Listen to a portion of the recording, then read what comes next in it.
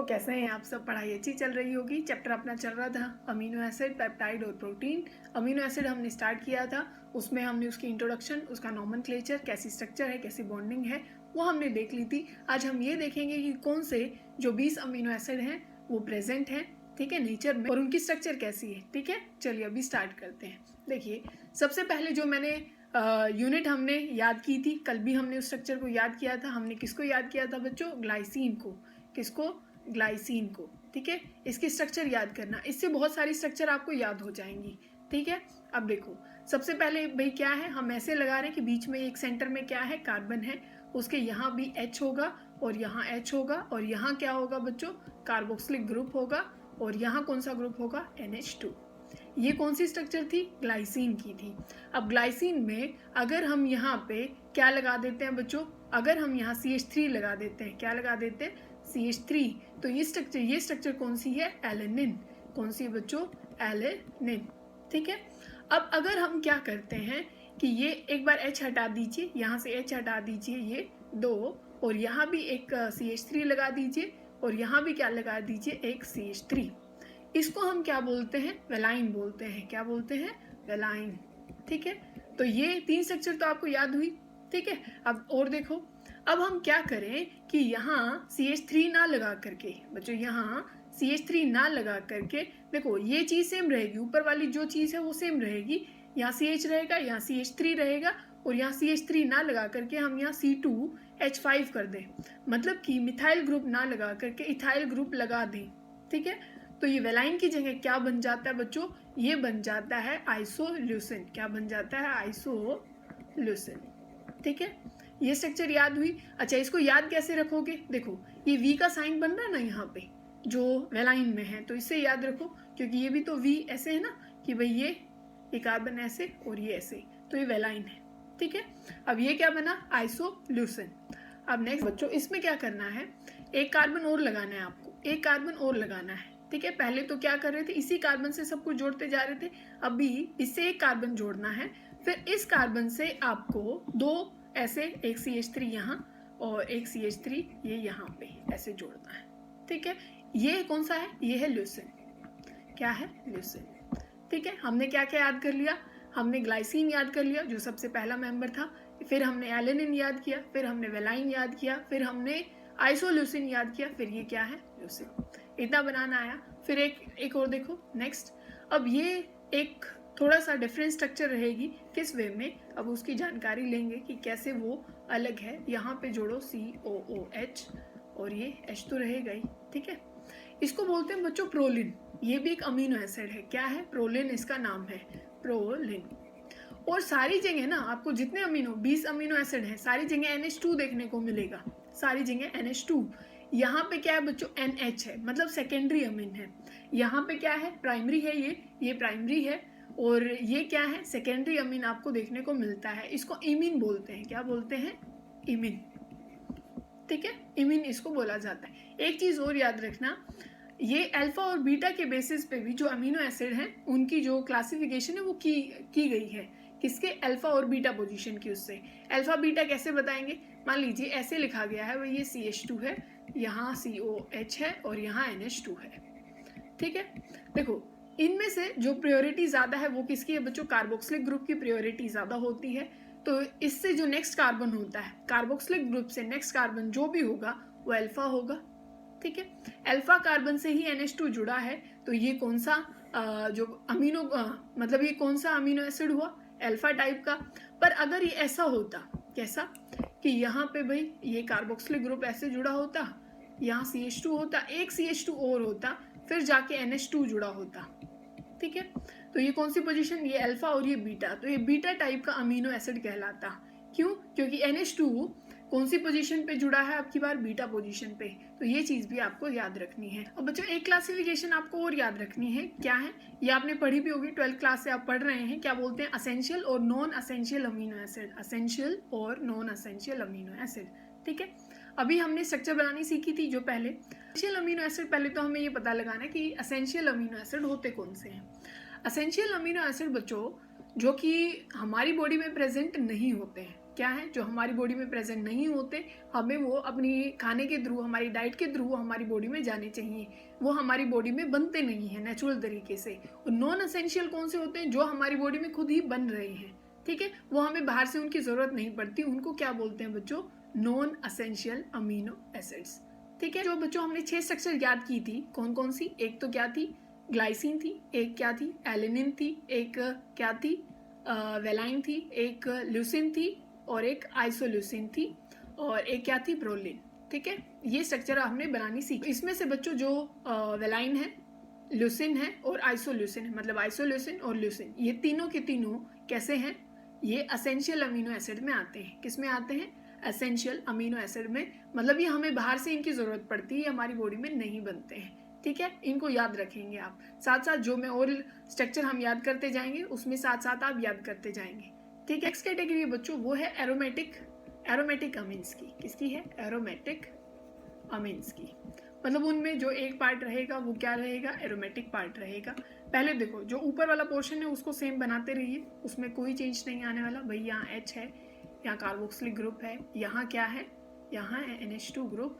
अब आपको क्या करना है, यहाँ एक कार्बन रहता है ना, इस कार्बन से आपको क्या जोड़ देना है, अब की बार एक मतलब फिनाइल ग्रुप जोड़ देना, मतलब बेंजीन बना देना है। ठीक है, क्या बनाना है, बेंजीन बना देना है। इसको क्या बोलते हैं हम, इस चीज को देखो, ये क्या था, ये जो आपने ऊपर याद किया था इसका नाम क्या था, एलेनिन। ठीक है, अब की बार हमने क्या जोड़ दिया, उस पर फिनाइल ग्रुप जोड़ दिया, क्योंकि C6H6 तो बेंजीन होता है, C6H5 क्या होता है, फिनाइल, तो इसको बोलते हैं बच्चों फिनाइल एलेनिन। फिनाइल करते जाना बच्चों, यहाँ CH2 लिख लेना, ये चीज ध्यान रखनी है आपको खुद से ही। ठीक है, अब देखो, अब ये भी क्या होता है, इसको भी ध्यान रखना, ये भी कौन से उसमें आता है कैटेगरी में, ये भी एसेंशियल अमीनो एसिड होता है। क्या होता है, एसेंशियल अमीनो एसिड होता है, फिनाइल एलेनिन। एलेनिन याद हो गया, बन गया फिनाइल एलेनिन। ठीक है, अब नेक्स्ट देखो, इसी से नेक्स्ट बनाना है हमें, कोई चेंज नहीं करना है, यहाँ पे सिर्फ आपको OH ग्रुप लगाना है। क्या लगाना है, OH, और बिल्कुल सेम है, ये फिनाइल सेम रखना, यहाँ OH ग्रुप लगा देना है, इसको टायरोसिन बोलते हैं। क्या बोलते हैं, टायरोसिन। ठीक है, ये एक नॉन एसेंशियल अमीनो एसिड है, मतलब कि ये हमारी बॉडी में ही बनता है। ठीक है, टायरोसिन। अब नेक्स्ट देखो, अब की बार क्या करना है, ऊपर वाला ग्रुप सेम रखना है, बिल्कुल सेम रखना है, कोई चेंज नहीं लाना है। यहाँ बनाइए कार्बोक्सिलिक, ये बनाइए H, और यहाँ लगाइए NH2। इतनी बात ठीक है, यहाँ CH2 ग्रुप ही आपको रखना है। फिर आपको क्या करना, देखो ये बेंजीन यहाँ पे बनाइए एक बारी। ठीक है, आपने बनाया, फिर आपने अगर ये ग्रुप आपको याद हो, आपने बनाया हो, तो इसको क्या, कौन सा ग्रुप बोलते हैं, इंडोल। अगर हेटेरोसाइक्लिक कंपाउंड आपने पढ़ा है तो इसको क्या बोलते हैं बच्चों, इंडोल बोलते हैं। तो ये पूरा ग्रुप जो बन गया, मतलब ये ग्रुप तो क्या है, इंडोल है।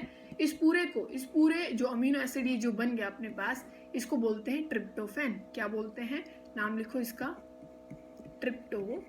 ट्रिप्टोफैन। ये भी एक एसेंशियल अमीनो एसिड है। ये क्या है, एसेंशियल अमीनो एसिड।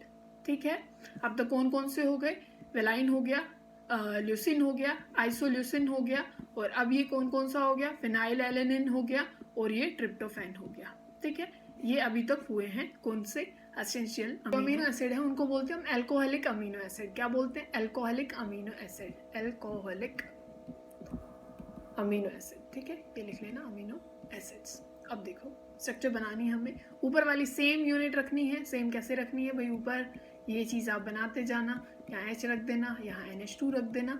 अब यहाँ क्या है, यहाँ आता है भाई CH3 होता है, इस H को हटा करके हम अलग अलग चीज़ें लगा रहे हैं। अब की बार यहाँ क्या करना है, इसको CH2 रखो और यहाँ लगा दो OH।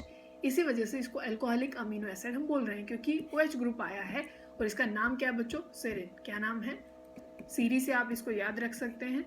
ठीक है, सीरी किसमें, आईफोन में होती है, आईफोन एप्पल वालों का है, तो वहाँ पे क्या है, याद रखिएगा कि एप्पल से अल्कोहल हम बना रहे हैं। मतलब आपको याद करने का तरीका कोई भी आप बढ़ा सकते हैं कि भाई अल्कोहलिक ग्रुप होता है किसमें, सेरिन में। ठीक है, अब नेक्स्ट देखो, अब क्या करना है, ऊपर वाली यूनिट सेम रखनी है, सेम यूनिट रखना है, यहाँ भी H रखो, यहाँ NH2 रखो। अब ये चीज़ ऐसे रख के, मतलब OH सिर्फ एक, अब की बार मैं H हटा रही हूँ, क्या था, CH2OH लगाया था, अब की बार मैंने क्या किया, CHOH तो यूं का यूं है, पर अब की बार मैंने इस H को हटा करके यहाँ CH3 लगा दिया, ठीक है। इसको बोलते हैं हम बच्चों थ्रियोनिन। क्या बोलते हैं? थ्रियोनिन। नाम लिखो क्या किया है, ये एक H हटाया बस, इसका नाम क्या हो गया? थ्रियोनिन, ठीक है। स्पेलिंग चेक कर लेना गलत। अब जो नेक्स्ट क्लासिफिकेशन है बच्चों, जैसे ये था किसका? एल्कोहलिक अमीनो एसिड थे। अब की बार हमें सल्फर कंटेनिंग, जिसमें क्या होता है? सल्फर होता है, वो अमीनो एसिड देखने हैं, सल्फर कंटेनिंग, ठीक है। अभी देखना, अभी यहाँ पे ही चेंज कर देते हैं। ये सब कुछ था ना यहाँ पे, यहाँ सिर्फ आप क्या लगा दें? यहाँ S लगा दें, ठीक है। यहाँ पे क्या लगा दें बच्चों? S लगा दें, और बिल्कुल सब कुछ सेम है। इसको बोलते हैं हम, अब इसका नाम क्या हो जाता है बच्चों? इसका नाम हो जाता है सिस्टीन। क्या हो जाता है? सिस्टीन। INE आपको जरूर देखने को मिलेगा, ठीक है। ये अमीनो एसिड के नोमेनक्लेचर में ये चीज़ दी गई थी। INE सबके नाम के पीछे मिलेगा। अब देखो यहाँ पे क्या चेंज लाएंगे, इसमें भी चेंज करते हैं थोड़ा। अब यहाँ देखना, इसको तो चेंज कर ही देते हैं।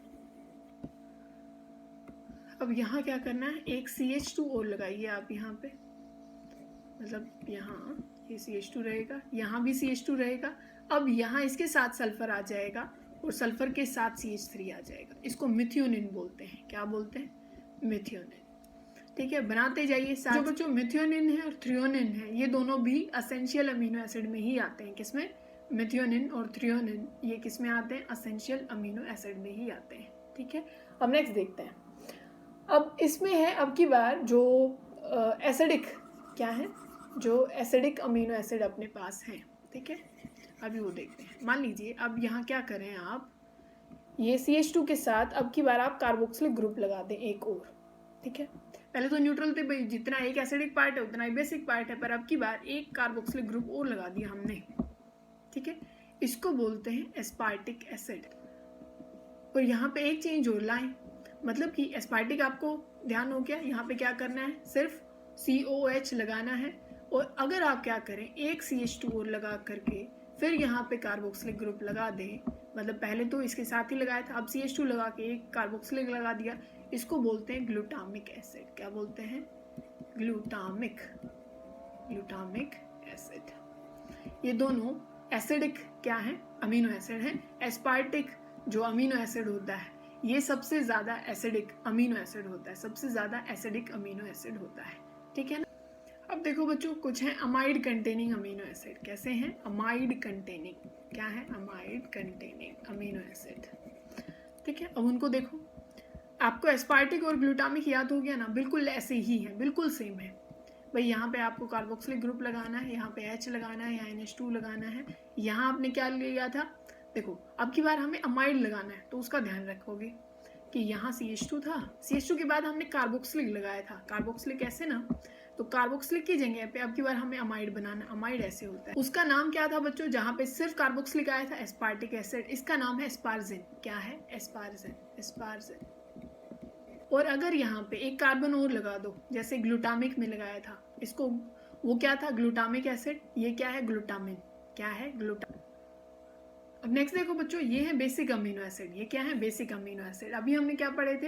एसिडिक पढ़े थे, फिर हमने अमाइड वाले पढ़े थे। ये क्या है? बेसिक। बेसिक कैसे है? क्योंकि यहाँ पे 2 NH2 ग्रुप है। क्या है? 2 NH2 ग्रुप है, उसमें ज़्यादा कार्बोक्सिलिक हो गए थे, यहाँ पे NH2 ग्रुप ज़्यादा हो गए, यहाँ NH2 ग्रुप ज़्यादा हो गए। अब देखो ये NH2 है, यहाँ भी NH2 है। अब देखो यूनिट ऊपर वाली सेम है, यहाँ पे अब की बार CH2 4 टाइम दिया गया है, तब जाके NH2 ग्रुप जोड़ा गया है। इसको लाइसिन बोलते हैं। क्या बोलते हैं बच्चों? लाइसिन इसका नाम है।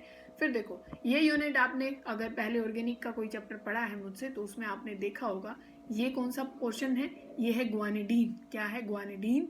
अपनी केमिस्ट्री का सबसे स्ट्रॉन्ग बेस है ग्वानिडीन, ठीक है। ये बच्चों पूरे जो 20 अमीनो एसिड है उनमें सबसे ज़्यादा बेसिक अमीनो एसिड है। नाम क्या है?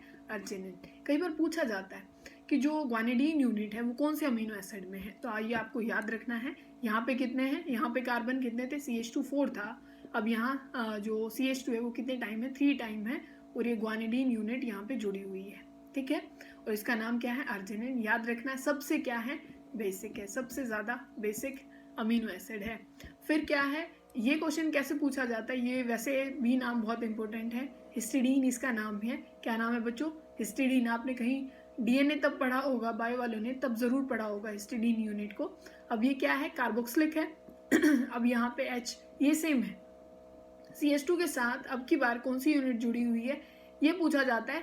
कौन सा ऐसा अमीनो एसिड है जिसमें इमिडाजोल यूनिट जुड़ी हुई है, कौन सी, इमिडाजोल।